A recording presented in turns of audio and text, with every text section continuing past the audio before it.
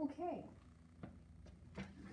Look out the supplemental review sheet for you.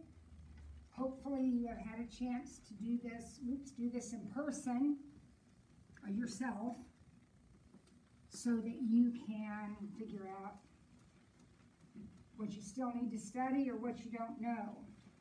So anyway, here we go. Problem number 1. We're going to find all of the intercepts, asymptotes, and sketch this guy right here.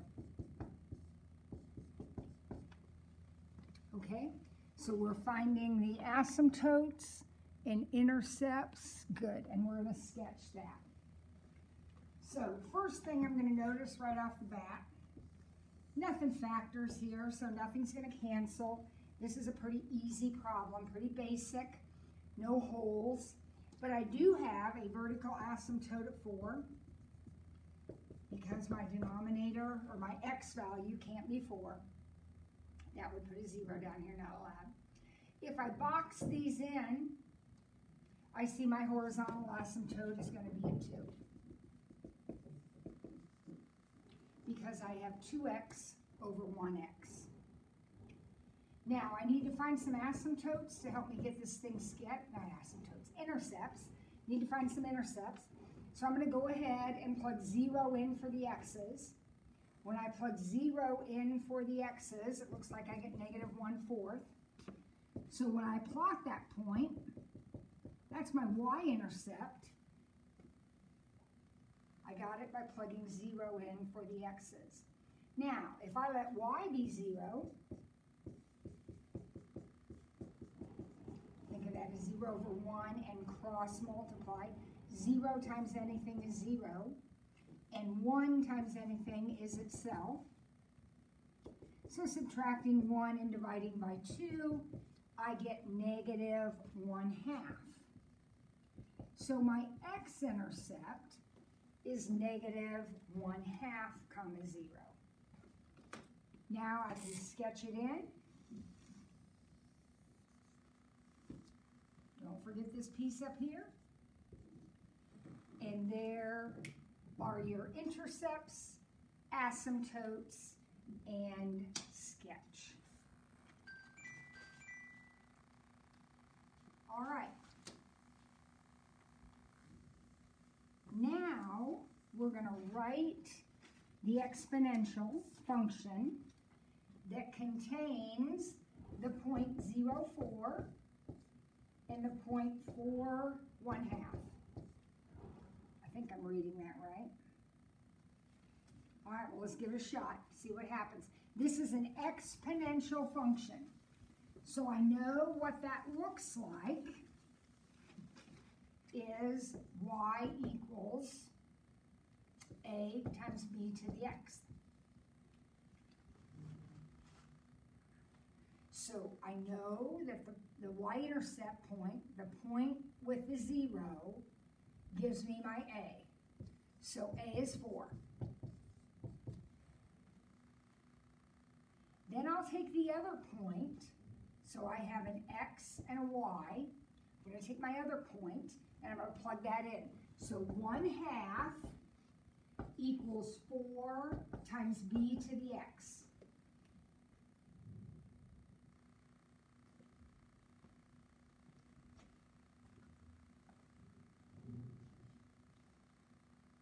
All right, this is supposed to be a 3.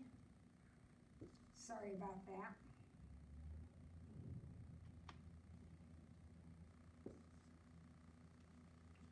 Sorry about that. So I got to change that. That point's got to be a 3. I either can't read my own writing or I made a mistake. So this point's going to become a 1/2. So I'm plugging in 1/2 for y. I already know a is 4, and I'm putting in 3 for b. So then I'm solving for b, so I got to get rid of this 4.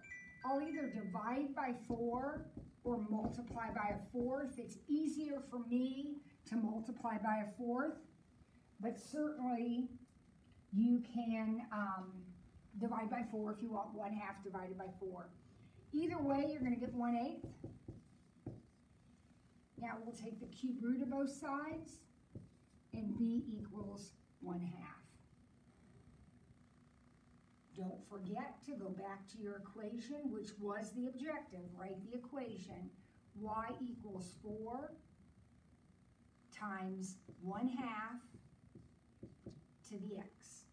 A was 4, and B we worked out to be 1/2. Sorry about that mistake. All right, now we got another inequality to solve. Quadratic inequality. So we'll start it by factoring.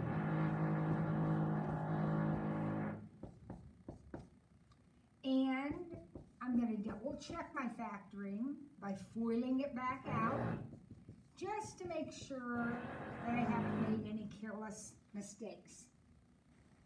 So I've got the right factoring. This is my check. So I'll go to my number line. I've got a dot at -5 and a dot at -2. And by the way, those are both filled in, aren't they? Now I'm going to pick a number, and one thing that I've noticed is sometimes we're not paying attention to where our number is. So I don't know what number you're thinking about picking. I'm going to pick 0. 0 is out here. So I am checking to see if I am going to shade out here.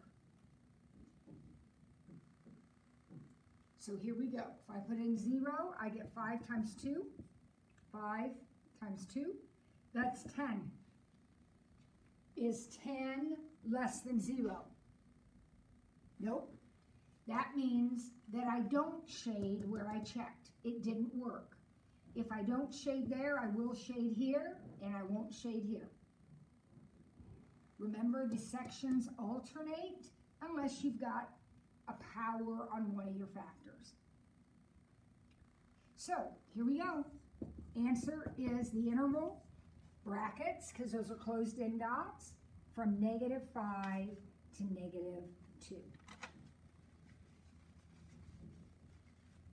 Okay, now we're writing another exponential function, but this is a little bit different. Now, the answer is going to look the same.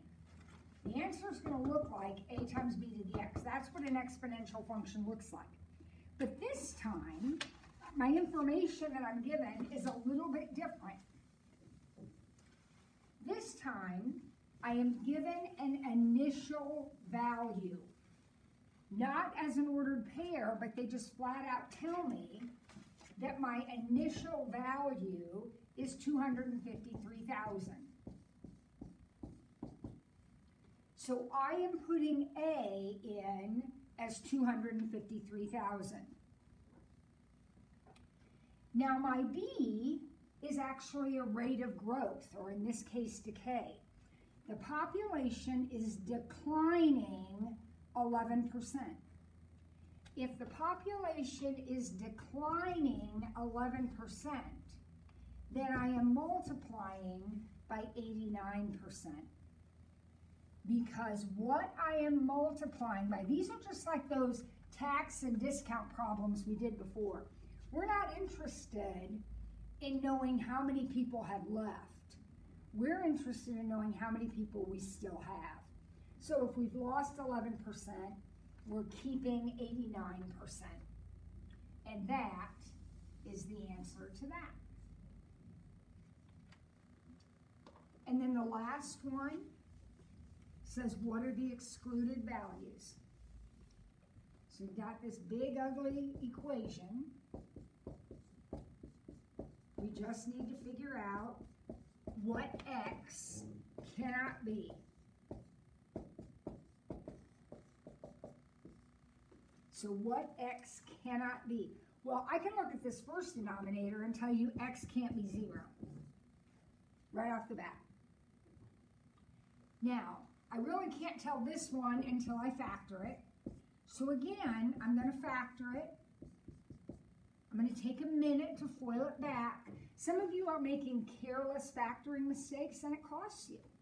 So take a second, foil it back, make sure it's right, and now I can see that x can't be 5 or 1 either. Now I gotta factor this, so I'll take out my GCF, which is x, and I can see that I have a difference of squares.